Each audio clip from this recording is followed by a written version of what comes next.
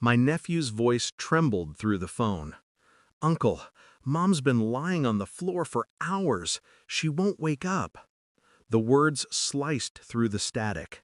Then silence. I froze, keys in hand, breath uneven. "Stay on the phone with me," I said. But before I could ask where his father was, the call ended. No goodbye, no sound. My heart dropped into my stomach. I drove like a ghost through empty streets, headlights cutting through fog and guilt. The kind of guilt that creeps in before you even know why you should feel it. When I reached their house, the front door was ajar. The lights were off. I stepped inside. The air was too still, too quiet. Then, her body, motionless on the living room floor. A wine glass tipped beside her. Half-empty bottle on the table. My nephew curled beside her, eyes red from crying. "She's cold," he whispered. I knelt, touched her wrist. Cold, yes, but not gone. Her pulse fluttered, weak but alive. An ambulance came. They called it an overdose. Accidental, they said. But the look on her face, frozen in something between guilt and fear, told me otherwise. I didn't know it then, but this night was the beginning of everything unraveling. She survived. Barely. The doctors said she'd been mixing pills and wine for months. Her husband, my brother, Daniel, stood by her bedside, face carved from stone. He looked tired, but not worried. When I asked how this happened, he shrugged. "She's been struggling. You know how she gets." I did, but this felt different. I stayed to help, took care of my nephew, cleaned up the mess, watched Daniel move through the house like he owned more than the walls. He avoided her eyes, and mine. One night, I found his phone buzzing on the counter. A message preview flashed. "You said she'd be out tonight. Did you change your mind?" A woman's name I didn't recognize. I should have looked away, but I didn't. Scrolling through the thread felt like peeling off my own skin. Weeks of messages, hotel receipts, photos. My brother's betrayal poured across the screen in digital confession. And one picture froze me completely. Him, her, in my sister-in-law's bed. The sheets still looked the same as they had that night when I carried her to the stretcher. I smiled when he spoke, nodded when he lied. Inside, something quiet began to calculate.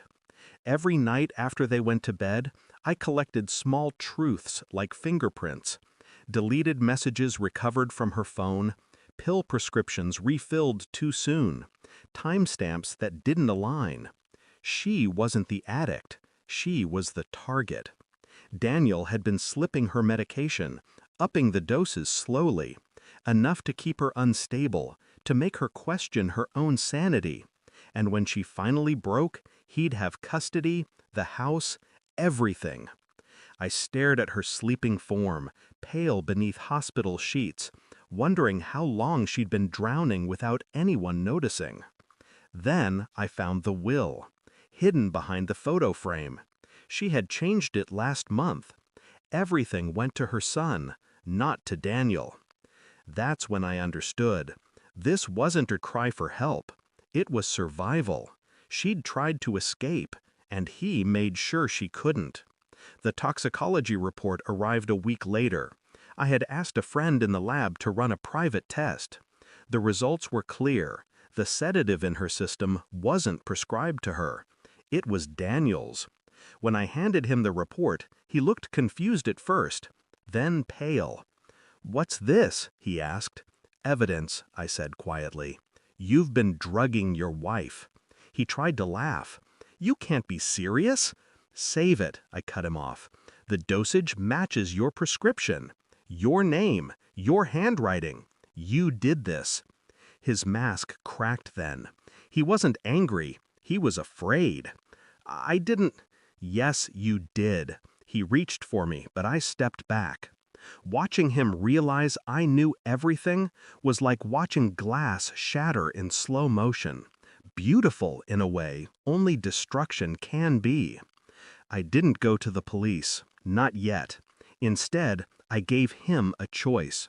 Tomorrow morning, he would walk into that same police station and confess.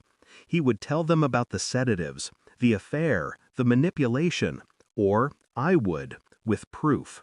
He spent the night pacing, sweating, trembling. At dawn, he left, alone. By noon, he was in custody. I watched the report on the evening news. Local man arrested for attempted poisoning of spouse. His mugshot flashed briefly, eyes hollow, lips pressed thin. I wondered if he finally understood what fear felt like. She woke days later, remembered nothing of the night she nearly died. Maybe that was mercy. She asked about Daniel. I told her he'd gone away for a while. She didn't ask where.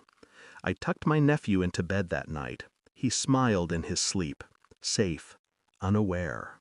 The house was quiet again, but this time the silence felt earned. I walked to the living room, stood where I'd found her lying. The floor still bore a faint stain from spilled wine. I let my hand rest on the wall, breathing in the emptiness he'd left behind. In that stillness, I realized something simple and absolute. Justice isn't loud. It whispers, and when it finally speaks, it leaves nothing behind but silence. Thanks for watching. Don't forget to like, share, and comment. Subscribe now to Cheating Stories Insight World for more amazing stories.